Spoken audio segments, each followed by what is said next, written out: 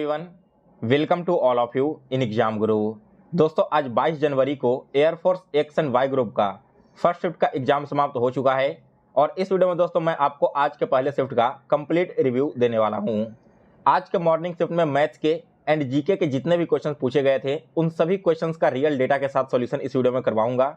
इसके अलावा अगर आप इन सारे क्वेश्चंस का पीडीएफ फाइल डाउनलोड करना चाहते हैं तो पीडीएफ आप हमारे टेलीग्राम चैनल से डाउनलोड कर सकते हो। टेलीग्राम चैनल का लिंक मैंने इसी वीडियो के डिस्क्रिप्शन बॉक्स में दे दिया है। वीडियो स्टार्ट करने से पहले दोस्तों, अभी तक जितने भी शिफ्ट हो चुके हैं प्लस आगे आने वाले जितने भी शिफ्ट्स हैं उन सभी का पोल मैंने अपने कम्युनिटी टैब में कर रखा है, तो आप सभी लोग अपने शिफ्ट के अनुसार वहां पर जाकर पोल को जरूर अटेम्प्ट करें, जिससे यह पता चल सके कि आपके अलग अलग शिफ्टों में अटेम्प्ट क्या रहे हैं और एग्जाम समाप्त होने पर उन सभी अटेम्प्ट्स को देखने के बाद एक कट ऑफ का एनालिसिस वीडियो बनाया जा सके। दोस्तों, आज के पेपर में अगर आपको कुछ क्वेश्चंस याद है तो आप एक बार कमेंट करके बता देना, जो क्वेश्चंस मैं यहाँ पर आपको करवा रहा हूँ उसके अलावा।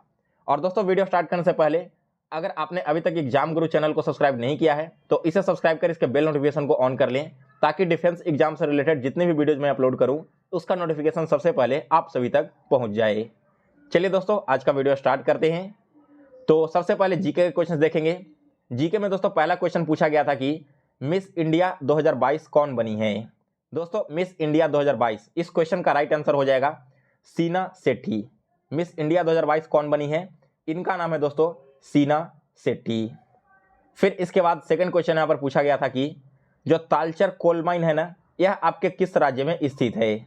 दोस्तों, यह जो आपका तालचर कोल माइन है यह स्थित है भारत के उड़ीसा राज्य में। इस क्वेश्चन का राइट आंसर था उड़ीसा। फिर इसके बाद तीसरा क्वेश्चन पूछा गया था इन्वायरमेंट डे। अब दोस्तों बिल्कुल सेम क्वेश्चन कल के सेकंड शिफ्ट में भी पूछा गया है, तो आप एक बार कमेंट करके कंफर्म करना कि आज के मॉर्निंग शिफ्ट में यह क्वेश्चन आया था या फिर कल के ही क्वेश्चन को किसी ने आज फिर से रिपीट कर दिया है। बात करो इन्वायरमेंट डे की, तो दोस्तों इन्वायरमेंट डे प्रत्येक वर्ष 5 जून को मनाया जाता है। इसके बाद अगला क्वेश्चन पूछा गया था दोस्तों कि चाणक्य जो है ना, जिन्हें आप कौटिल्य के नाम से भी जानते हैं, वे किसके दरबार में मंत्री थे।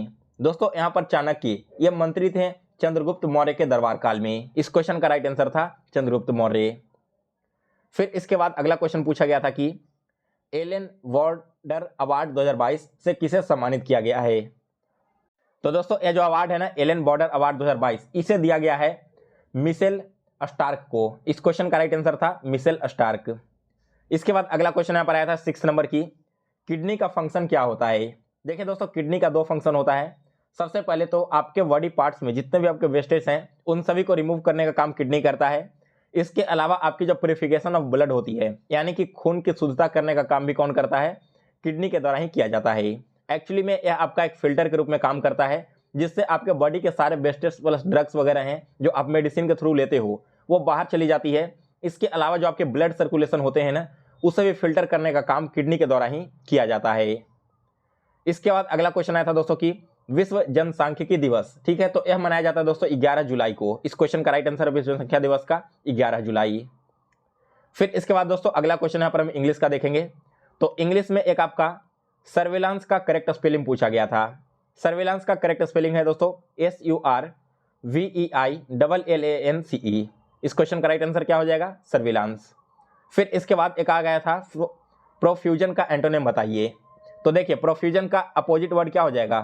प्रोफ्यूजन का मतलब होता है दोस्तों बहुत ही ज्यादा मात्रा में कोई भी चीज, तो इसका जस्ट अपोजिट हो जाएगा स्कार्सिटी। स्कार्सिटी का मतलब होता है दोस्तों कमी। इसके बाद अगला क्वेश्चन यहाँ पर पूछा गया था कि he parted with her sisters then his eyes were full of tears. यहाँ पर आपको बताना था कि इस सेंटेंस के किस पार्ट में एरर है।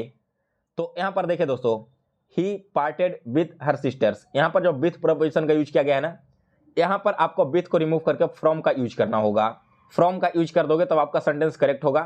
और आपके जो क्वेश्चन में दिए गए थे ना, पार्ट ए में एरर था इस क्वेश्चन का। इसके बाद अगला क्या यहाँ पर आया था दोस्तों, 1/3 of the work dash not completed. खाली स्थान की जगह पर आपको हेल्पिंग वर्ब का यूज करना था। तो यहाँ पर आपका जो सेंटेंस है ना वो सिंपल पास्ट टेंस में है, तो यहाँ पर आपके हेल्पिंग वर्ब क्या आ जाएंगे? सिंपल पास्ट टेंस का हेल्पिंग वर्ब वाज का यूज किया जाएगा। तो आपका सेंटेंस हो जाएगा 1/3 of the work was not completed. इसके बाद एक आपका आया था इडियम का क्वेश्चन। तो इडियम में पूछा गया था दोस्तों add fuel in the fire, इसका मतलब आपको बताना है। तो देखिए, add fuel in the fire इसका मतलब होता है टू मेक एन आर्गुमेंट और बैड सिचुएशन वर्स, यानी कि दोस्तों कोई एक आर्गुमेंट करना या फिर कोई ऐसा सिचुएशन हो जो कि बैड स्थिति में पहले से ही हो, उसे और पूरी तरह से वर्स कर दिया जाए, तो इसके लिए इडियम यूज करेंगे add fuel in the fire. इसके बाद एंटोनिम पूछा गया प्रोफ्यूज का, तो प्रोफ्यूज का एंटोनिम हो जाएगा दोस्तों लैकिंग। ये थे आपके टोटल जीके एंड इंग्लिश के क्वेश्चंस। वीडियो में आगे बढ़ने से पहले दोस्तों आप सभी के लिए एक छोटी सी इन्फॉर्मेशन है। अगर आप यहां पर Indian Air Force, Navy and Coast Guard जैसे एग्जाम्स के लिए जीके का ई बुक परचेज करना चाहते हो तो अभी आपके लिए खास ऑफर चल रहा है, जिसके तहत अगर आप एयरफोर्स का एक बेस्ट 40 पेजेज का ई बुक परचेज करते हो तो इसके साथ साथ 10,000 प्लस जीके का ई बुक आपको फ्री ऑफ कॉस्ट दिया जाएगा, जो कि आपके डिफेंस एग्जाम के साथ साथ एसएससी एंड रेलवे एग्जाम्स के लिए भी बहुत इंपॉर्टेंट है। इस ई बुक को आप इंस्टा मोजो से परचेज कर सकते हो या फिर आप मुझे व्हाट्सएप पर मैसेज करना। मेरा व्हाट्सएप नंबर है 9430042848। इस व्हाट्सएप नंबर पर मैसेज करोगे तो मैं यहाँ पर आप सभी के साथ ई बुक शेयर कर दूंगा। आप फोन पे या गूगल पे करके मेरे साथ स्क्रीनशॉट शेयर कर देना। चलिए दोस्तों अब आगे बढ़ते हैं और देखते हैं कि मैथ्स और रीजनिंग में क्या क्या क्वेश्चन पूछे गए थे। देखिए मैथ का सबसे पहला क्वेश्चन है कि 150 मीटर एक लंबे ट्रेन 6 किलोमीटर प्रति घंटे की स्पीड से चलती है। एक आदमी जिसकी स्पीड 9 किलोमीटर प्रति घंटे है और वो ट्रेन की दिशा में आगे बढ़ रहा है, तो वो कितने सेकंड में ट्रेन उसे क्रॉस कर लेगी। देखिए दोस्तों सबसे पहले तो एक ट्रेन है हमारा 150 मीटर का, ट्रेन का स्पीड है 6 किलोमीटर और आदमी का स्पीड है 9 किलोमीटर, दोनों एक ही डायरेक्शन में मूव कर रहे हैं।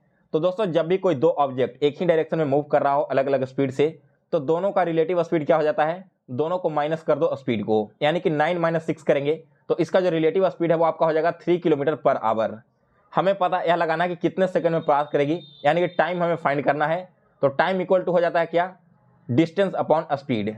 अब यहाँ पर दोस्तों आपका स्पीड दिया गया किलोमीटर पर आवर में और डिस्टेंस गया है मीटर में, तो हम क्या करेंगे किलोमीटर पर आवर को भी मीटर पर सेकंड में कन्वर्ट कर लेंगे और ऊपर में हमें क्या करना होगा, डिस्टेंस को इससे डिवाइड कर देना होगा। तो हमारा डिस्टेंस हो जाएगा 150 मीटर, इसे डिवाइड करना है कितने से, 3 किलोमीटर से ना, लेकिन इसे मीटर पर सेकंड में कन्वर्ट करने के लिए हम 5/18 से मल्टीप्लाई करेंगे। तो ये आपका क्या हो जाएगा 5/6। अगर हम यहाँ पर 5/6 लिखें तो इसे और कैसे लिख सकते हैं, ये आपका क्रॉस मल्टीपल होकर हो जाएगा इंटू 6/5।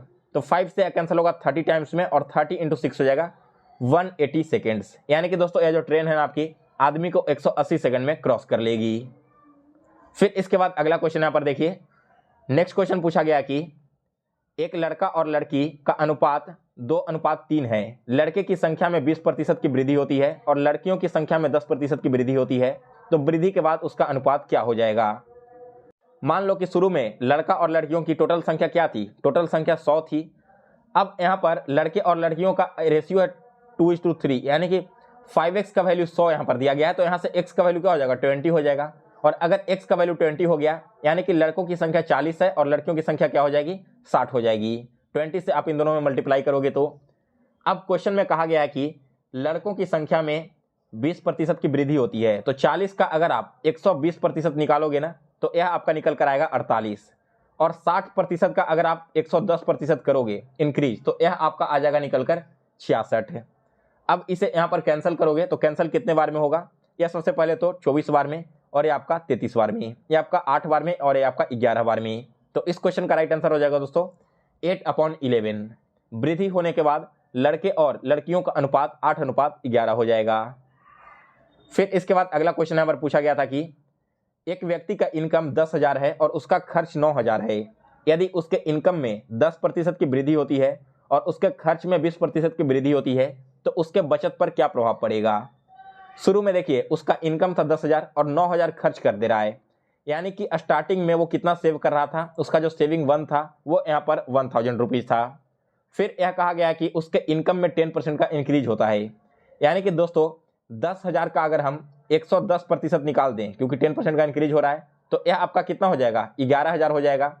और फिर यहाँ पर क्या कहा गया है कि उसके खर्च में 20% की वृद्धि होती है, तो पहले वो 9,000 रुपये खर्च कर रहा था, अब यहाँ पर 20% ज़्यादा, यानी कि अगर इसका हम 120% निकाल दें तो यह आपका हो जाएगा 10,800 रुपये। तो अब इस पर यहाँ पर सेविंग क्या बच रहा है 200 रुपये बच रहा है।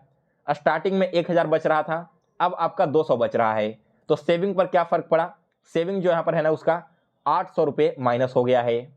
अगर यह परसेंटेज में निकालने के लिए कहेगा तो इंटू 100 कर दो एंड डिवाइडेड बाई यहाँ पर 1000 कर दो। कैंसिल करोगे तो 2 शून्य से 2 शून्य, 1 शून्य से 1 शून्य, 8 × 10 आपका 80 हो जाएगा। यानी कि दोस्तों उसका जो सेविंग्स है ना वो पहले से 80% कम हो चुका है। तो ये था दोस्तों आपका मैथ का तीसरा क्वेश्चन। फिर इसके बाद दोस्तों एक क्वेश्चन यहाँ पर पूछा गया था कि काऊ जिस प्रकार से म्यू करती है तो हॉर्स क्या करेगा। बिल्कुल सिमिलर क्वेश्चन 2022 में जब मैंने पेपर दिया था तो मेरे शिफ्ट में भी पूछा गया था। देखिए काऊ जो आवाज निकालती है ना वो म्यू होता है, उसी प्रकार से हॉर्स जो आवाज निकालता है उस आवाज को हम नेग कहते हैं। फिर इसके बाद एक क्वेश्चन आपका आया था दोस्तों कि 8:30 बज रहे हैं तो घड़ी में एंगल क्या होगा। देखिए यहाँ पर आपका क्लॉक है 6 हो गया, 7 हो गया, ये आपका 8 हो गया, 5 4 3। 8:30 कहने का मतलब क्या है कि आपका जो आवर हैंड है वो यहाँ पर होगा और मिनट हैंड 6 पर होगा। आपको पता होना चाहिए दोस्तों कि जब एक पॉइंट आगे मूव करता है आपका मिनट हैंड तो यह कोण बनाता है 6 डिग्री का। कोण कितने का बनाता है? 6 डिग्री का। तो यहाँ पर बताइए कि 7 और 6 के बीच में टोटल कितने पॉइंट हैं? 5 पॉइंट हैं। उसी प्रकार से 8 और 7 के बीच में टोटल 5 पॉइंट हैं। इसके अलावा 8 के आगे 2.5 पॉइंट और मूव किया होगा ना, क्योंकि यहाँ पर अभी हाफ आवर ही हुआ है।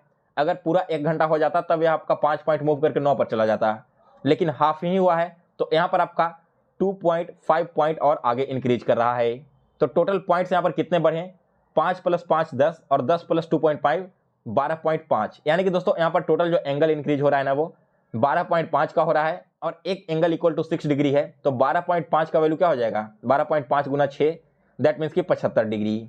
तो यहाँ पर दोस्तों जब घड़ी में 8:30 बज रहे होंगे तो आवर हैंड और मिनट हैंड के बीच में 75 डिग्री का कोण यहाँ पर बनने वाला है। सो गाइज इतने क्वेश्चन मुझे अभी तक मिले थे जिनका सॉल्यूशन मैंने आपको इस वीडियो में करा दिया है।